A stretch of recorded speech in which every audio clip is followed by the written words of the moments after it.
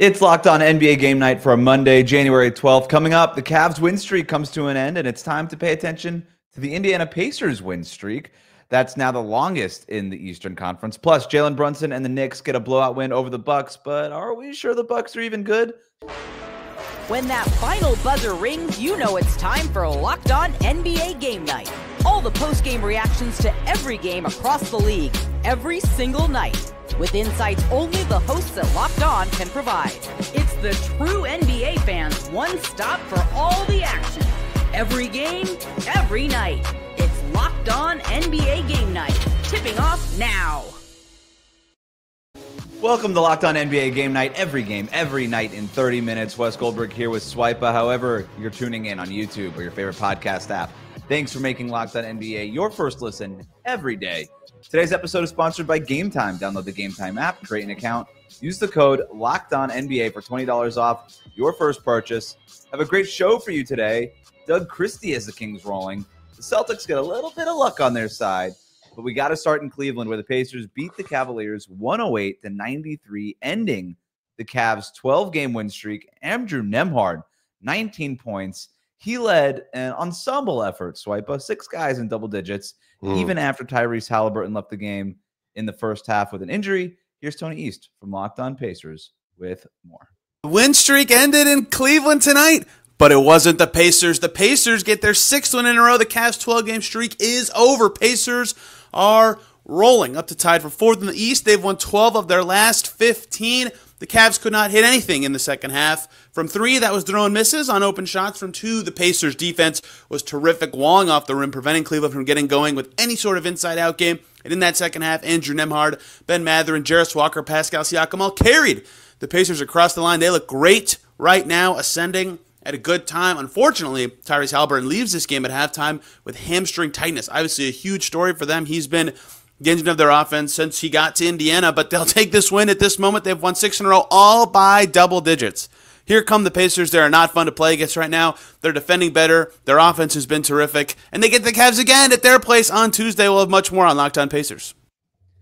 Like Tony said, check out Locked On Pacers for more on the game. But Swipe, I'm going to ask you this very simple question.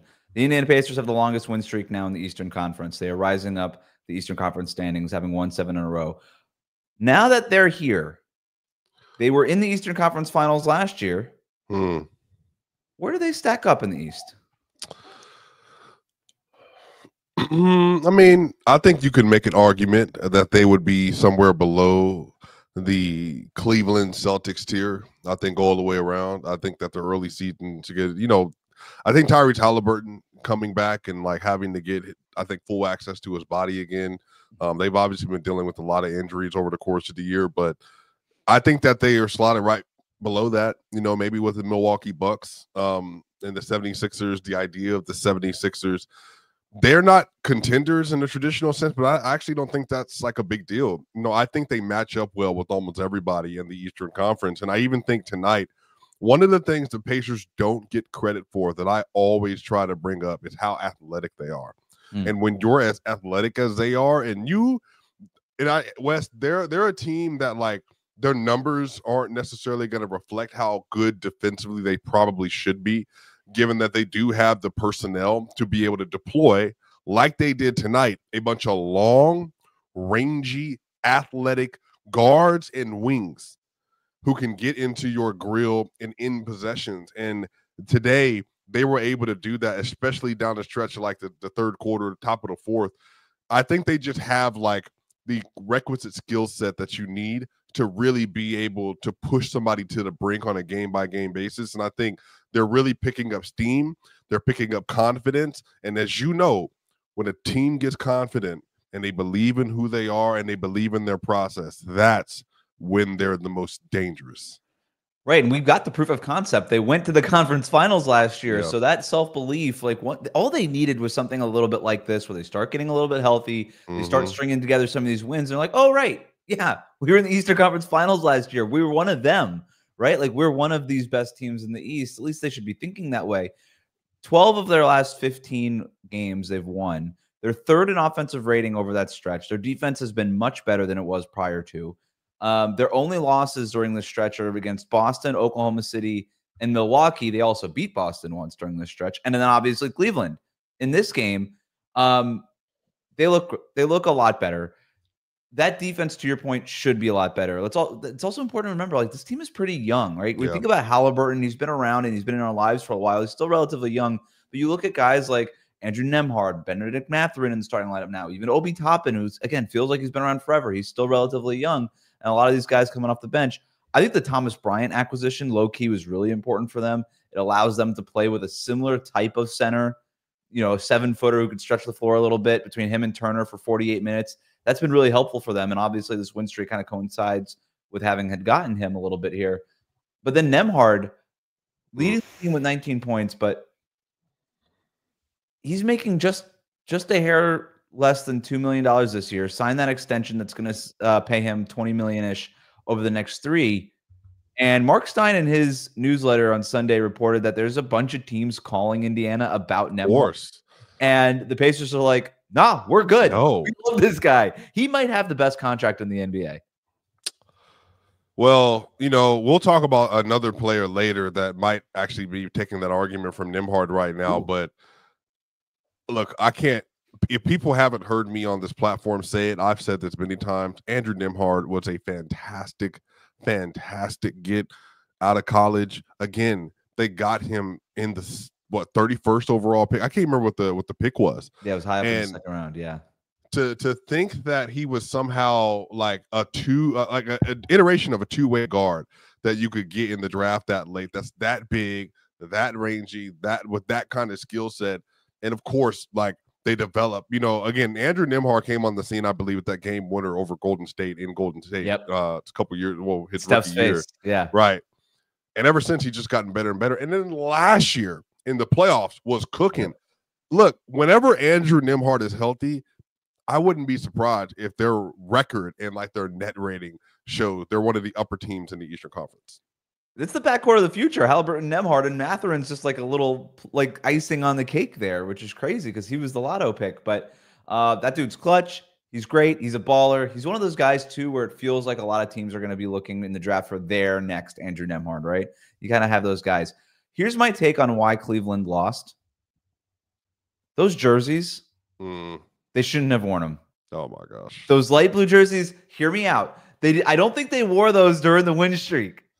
And they're horrible. They are so ugly. I don't like light blue as a jersey color only works if you're the North Carolina Tar Heels. Otherwise, it always looks like pajamas.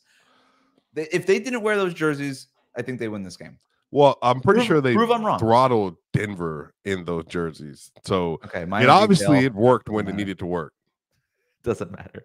We're going to keep it in the Eastern Conference. We're going to go to New York where the Knicks beat the Bucks 140-106. Jalen Brunson, 44 points, most of which came in the first half. The Knicks blow out the Bucks in what seems like a good win, Swiper. But here's my question to you. Are the Bucks good? I can't figure it out. And I want to believe that they're good because they've got Giannis and Dame, and this defense feels like it's starting to turn the corner here. And they seem to be dialed in. They won the NBA Cup. Like they've had their moments. But here's their last 10 games. They've got wins against Chicago, Indiana, Toronto, San Antonio, Orlando without most of their guys in Paolo Banchero's first game back in that game on Friday night. Their losses against Brooklyn. They lost against Chicago a couple nights after beating them. They lost against, Brooklyn? This is crazy. They lose to Portland. And then this Knicks loss, obviously the Knicks are good, but like I can't figure this team out. Can you? Look, they should be one of the upper echelon teams in the NBA, given that they have Giannis Antetokounmpo, and he's one of the best players we've ever seen. I think he's a top 20 player all time. So they should be competing. They should be a team that is contending for championships every single year, but respectfully and frankly, they're not that good. And it's not, I don't even think it's like some of this is Giannis a little bit. Like some of this is like his floor raising hasn't been as impactful for whatever reason, but this is not to say Giannis isn't an incredible player. But like West, if you just look over the course of this year, they just haven't been dominating the minutes when Giannis is on the court, or with Dame. Like this year, Giannis and Dame on the court, have a positive net rating of 1.6 points per possession they're actually winning, like over the top of their net rating. Like I just don't. They're not performing as a duo, as an elite duo that's foraging to a high level. And I think today it's like their defense is mad spotty. Brook Lopez is slow and old, and I can take advantage of him in space at will. And then on top of that, they just don't have the POA defenders to make their scheme work that they're deploying. So I do think they're going to struggle hard versus really good teams. But I don't even think that's necessarily a Giannis thing, though. It's not, right? But like the DeLon Wright addition just didn't work out after a couple weeks. We're like, oh my God, this guy doesn't shoot ever. This isn't going to work. Gary Trent Jr., like trying to turn him into a defender has not worked. And he's out of the starting lineup. And I like some of the starting lineup changes that they made, adding RJ Jackson, playing more AJ Green, all this kind of stuff too. But Brook Lopez has he's a step slower than he used to be. Bobby Portis, it's been a rough season for him, especially on the defensive end. He'd be unplayable in some rotations, right? Like I don't know that he wouldn't get Boston's in Cleveland. He wouldn't get minutes in Boston or Cleveland at this point. So it's a lot of the guys around Giannis and Dame aren't helping. But then again, to your point, like it feels like they should be better because they have Giannis and Dame. It's been very strange. We covered the longest win streak in the Eastern Conference. You'll never guess who has the longest win streak in the Western Conference. We're going to talk about that next here on Locked On NBA Game Night. Today's episode is brought to you by Ultimate GM. I want to take a moment to introduce you to the brand new mobile game I'm really excited about, Ultimate College Basketball HC. If you've ever dreamed of being a college basketball head coach, this is your chance to step up into those shoes. Ultimate College Basketball HC, you control every detail of your program, from recruiting players and hiring coaching staff to overseeing training camps, handling NIL deals, and managing scholarships. It's all in your hands. And when it comes to game time, you get to draw up offensive plays. You get to set your strategy. The way you play won't just affect the current season. It's going to shape the future of your school's basketball program. It's a game that lets you feel the full weight of what it means to be a head coach and lead your team to glory. Here's a special offer for Locked On NBA listeners. Use the promo code LOCKEDONCBB, all caps, inside the game store to get a free boost for your program. It's the perfect way to kickstart your coaching career. To download Ultimate College Basketball HC, just visit ultimate-cbb.com or look it up in the App Store. Ultimate College Basketball HC, begin your coaching legacy today.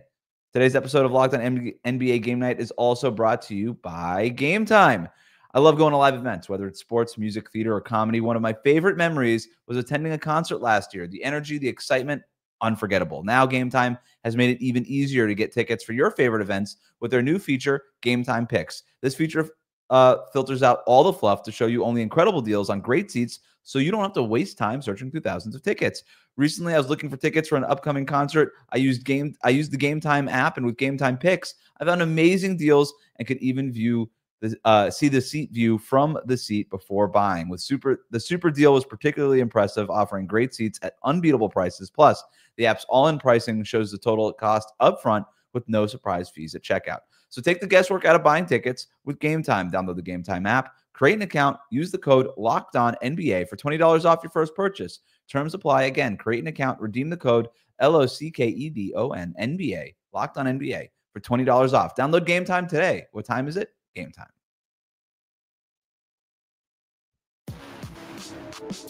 Thanks for tuning in to Locked On NBA Game Night. Every game, every night. The best way to support the show is to subscribe on YouTube and on your favorite podcast app. Let's go to Chicago, Swiper, where the Kings beat the Bulls 124-119. Sacramento's big three all scored more than 20 points. The Kings, that's right, the Sacramento Kings have now won 7 games in a row. Is this the Doug Christie effect? What's going on here? Yeah, I think some of this is just they had to start winning. And I think that they had more talent than they were letting on. Also, the Mike Brown firing was huge. Like, it's kind of hard to not have a full culture reset, when you lose a head coach, especially who 2 years ago was the unanimous coach of the year. And De'Aaron Fox is far too good. Sabonis is far too good. DeMar DeRozan is very good. Keegan Murray struggled to start the year off. So for me, this just kind of makes sense. Like they're bouncing back to where their mean should be, which is meaning they're one of the better teams in the West, not like top end talent, but they should be a playoff team, or at least fighting for the playoffs, given how their talent and how their roster is built. So Overall, man, I'm happy that the Kings are doing what they're supposed to do. They're turning the season around because they have a lot of really good players. And Doug Christie, I think he's worked his way to be able to get an NBA head coaching job, and he's doing a tremendous job with that so far. It's been kind of a crazy story for him. Like, people could just like look it up, but like from where he was as a player to like kind of how he got into the coaching ranks and all these kind of things, all with Sacramento. It's been pretty wild. Sacramento now is 2 games out of the 5 seed in the Western Conference thanks to this win streak. Like, they're moving, and over these last 7 games during the span, they're 6th in offensive rating, just about right. What you'd expect De'Aaron Fox, or they've been doing this without De'Aaron Fox for the most part, but with Sabonis and DeMar DeRozan, like, they should be a good offensive team.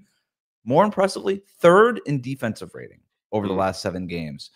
Big increase in both. What do you think has changed? Keon Ellis. Yep. Is that where you were going with this? Inserted into the starting 1000%. lineup 6 games ago. That dude.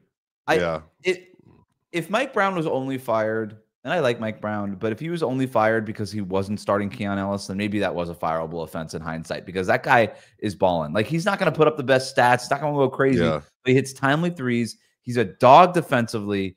And he's just one of those connector guys that just sort of makes the stuff around him work.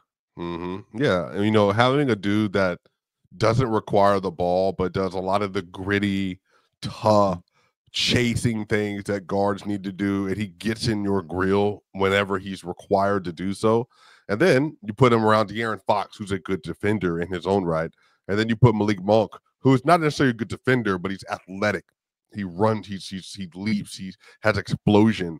But then Sabonis is a very good rebounder. And then you got Keegan Murray. Keegan Murray graded out really good defensively last year in some ways. Yep. So they have players that should be able to do it. But again, they found a scheme that works for them. They're committing to it. And again, that's what the NBA is. It's not always about the talent. It's not always about the high-end superstar player. Do you have an identity? Do you invest in that identity? And that is what carries you regular season wins in the NBA. And the Kings are experiencing that right now. Worth mentioning, De'Aaron Fox back for the Kings. He had 26 points on 9 of 16 shooting. Keon Ellis did come off the bench off this one to play big minutes, so we'll see. But he is part of the rotation now regularly, and that's been a big change for them. We got a wild one in Dallas between the Mavericks and the Nuggets. The Mavericks go up 19 points in the 3rd quarter thanks to a flurry from Klay Thompson. So I bet this is when I turned it over to Kings Bulls, okay? So I need your help here, because I come back to the game, and it's tied in the 4th quarter. The Nuggets end up winning this one 112-101, but I want to get your take after we hear from Nick Angstadt from the losing side in Dallas. Tough one for the Dallas Mavericks. No Kyrie, no Luka Doncic still. Denver gets Aaron Gordon back, Jamal Murray plays, and they're basically at full strength. And the Mavs lose this one. They fought hard in that 1st quarter and the 3rd quarter, a really well-fought game in this one. And the Mavs even had a lead with like 6 minutes left in this game, but Jokic and the Nuggets, just inevitable. 18-5 run to end this game. The Dallas Mavericks shot really well from 3 in the first half, like 10 for 15, something like that. And then the second half, 2 of 19 from 3. The threes just completely dried up. The offense dried up. They just couldn't really get anything going. Dinwiddie was trying his best to get some isolation ball going, but that just wasn't going to be enough against this Denver Nuggets team. Some really great stuff in this game, though. 25 points from Klay Thompson, 6 of 13 from 3. He was absolutely massive. Him and Lively were playing the 2-man game to get Jokic involved on defense. Some really great stuff from him. We got to see Najee Marshall, 16 points, 6 boards, and a couple of assists there from him. Good to see him back. Some good stuff, but tough loss.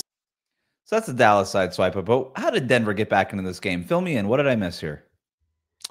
Well, for one, it's not that they, I think, said it in their mind that like, oh, well, Luka and Kyrie aren't here, let's just not play hard. But Luka and Kyrie weren't here, and they absolutely were playing as if they just hadn't played basketball before.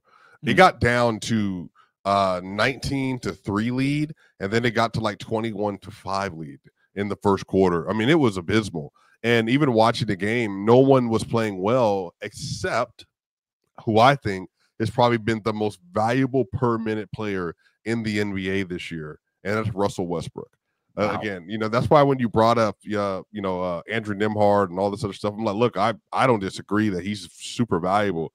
Russell Westbrook making $3.3 million a year this year, Wes. And he's gotten 3 triple-doubles. He's gotten 2, I think, in the last, few weeks. And then on top of that, him and Jokic had developed a synergy to where they become one of the best duos in the NBA. His transition, his defense, he fights. the rotations that he makes, all that stuff helped the Nuggets when they were down to get back in the game.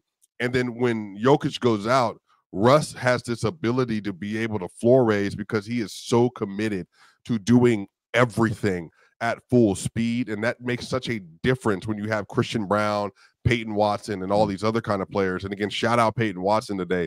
He finished the game with 32 minutes and it was a plus 30 in the minutes that he played today. One of the best defenders in the NBA. So I absolutely give the credit to Peyton Watson, to DeAndre Jordan, Julian Strawther, and Russell Westbrook because they helped turn the game around in the first half and especially in the fourth quarter.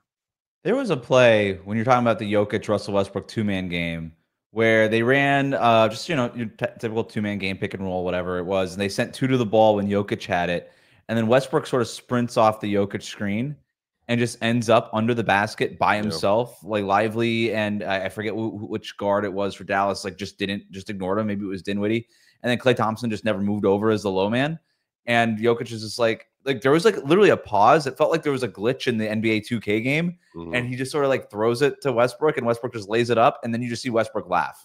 Right. That to me was sort of the play for Dallas. Like that sort of encapsulates everything that the Mavericks are going through without their 2 guys in these games. But we're going to move on. Paolo Banchero, he's back. And the Magic, I think they just got a little bit dangerous. We're going to talk about that next year on Locked On NBA Game Night. Today's episode is brought to you by Open Phone. Running a small business means you're wearing a lot of hats. Your personal phone becomes your business phone, and before you know it, you're juggling customer calls day and night. As your team grows, it becomes impossible to manage everything with just your personal number. That's where Open Phone comes in. It's the #1 business phone system designed to help you keep your work and your personal life separate. For just $15 a month, the cost of a few coffees, you get complete transparency and visibility into everything happening with your business phone number. Open Phone works through an app on your phone or computer and integrates with tools like HubSpot and hundreds of others. It also uses AI-powered call transcripts and summaries, so you'll have a rundown of your calls and action items the second you hang up. And if you miss a call, don't worry about it. Automated messages are sent directly to your customer, ensuring you never miss an opportunity to engage. Right now, Open Phone is offering 20% off your first 6 months when you go to openphone.com/lockedonnba. That's openphone, openphone.com/lockedonnba for 20% off 6 months. Openphone.com/lockedonnba. And if you have an existing numbers with another service, Open Phone will port them over at no extra cost. We'll be right back. Locked On NBA Game Night, every game, every night. Thanks for tuning in. We're going to Orlando where the Magic beat the Sixers 104-99. Paolo Banchero in his second game back, 20 points, 8 rebounds, 6 assists. Jonathan Isaac, 13 points in the fourth quarter. He had a double-double. Here's more from Philip Rossman-Reich with Locked On Magic. This is Philip Rossman-Reich, the host of Locked On Magic here at the Kia Center as the Orlando Magic gut out a 104-99 victory over the Philadelphia 76ers with just 8 players available after Goga Bitadze and Tristan da Silva left the game early in the first half or in the first half. That's really the definition of this team, and we've seen this over and over and over again with all the injuries the Orlando Magic have had. They just have this will to win. There's really no other way to describe it. Look, the Sixers are down a lot of players too. They could have easily had this too, and they had the game seemingly in hand up by 7 with Paul George making shots throughout the third and fourth quarters. But at the end of the game, when the Magic needed baskets, when they needed plays, when they needed just that little bit extra, they got it. Yes, Paolo Banchero, again, hit a huge shot to make it a 3-point lead for the Orlando Magic with about 30 seconds to go. But it was Jonathan Isaac tracking down an offensive rebound. It was Trevelin Queen going up for a putback dunk. It was all these little plays that show the Magic have it, and the Sixers just didn't have it on this night. Paolo Banchero, 20 points in this game. He had 34 points in his return on Friday night. What have you thought about how he's looked since coming back? He looks so aggressive, and he looks so much bigger than everybody else. He ran over Paul George going to the rim today. I think Paolo is such a good player, man, and I think there's so many ways that he can channel greatness in him, and I'm really glad that he's back for the Magic. His ability even he's turned the corner as a shot maker this year a little bit. Now he did in the playoffs too. He actually shot like better from mid-range than he did like around the rim as a finisher, but he just has this like innate ability, I think, to be able to create space for himself, either with his physicality or with his handles. And it's just rare you have a player like that. So I'm glad to see him back. because I think this is another good game. Play against some players that like Paul George, who are at your position that are really good, really talented, really skilled, and see if you can continue to work your game back to where it was before you got hurt. So I think he's looked really good. And I'm actually excited to see what he does kind of through All-Star. Paul George fouled out in this game. He had a hard time. It wasn't all just because of Garden Paolo-Banchero, but it was a lot because of Garden Paolo-Banchero. So look, he's been great. He's 5th in the league in points per game. And now I know it's only been 7 games, but he started the year off incredible, got hurt. Yeah. And this show, like, they did the right thing, Orlando did, in managing the expectations, being patient with him coming back. Remember, Paolo-Banchero was giving interviews. Maybe I can be back by Christmas. So like, no. Maybe, how about mid-January? They really took their time with this to make sure that he was okay when he came back. And I watched that game Friday night, and then obviously this one on Sunday. It's right back where he left off. He looks great. And that's huge for Orlando as they continue to make this push in the Eastern Conference. Let's go to Boston. Celtics beat the Pelicans 120-119. Celtics escaped this one, Swipa. They came back after taking the lead in the fourth quarter. Jason Tatum missed a pair of game-clinching free throws in the final seconds. Then Derek White, he gets called for a 5-second violation. That gives the Pelicans the ball down 1 with a chance to win the game. CJ McCollum gets a great look at a layup. Gets right to the basket. It rims off. Here's Jake Madison from Locked On Pelicans with what could have been.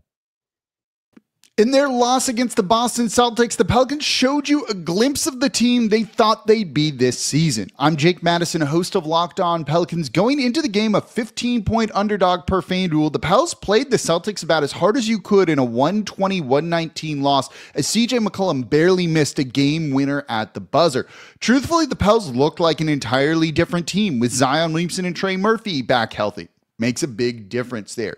Weirdness of the refs in this game aside, and they were a factor, this was a glimpse of what the Pelicans thought they could be before this season went entirely off the rails. NOLA's starters actually outplayed Boston's by 7 points in this game, and you could read this one or two ways. This game provides hope for next season, or that it makes this year even more of a waste already. I'll be breaking this one down over at the Locked On Pelicans podcast. Which way do you read it between those two options? I think it's just a sign of things to come.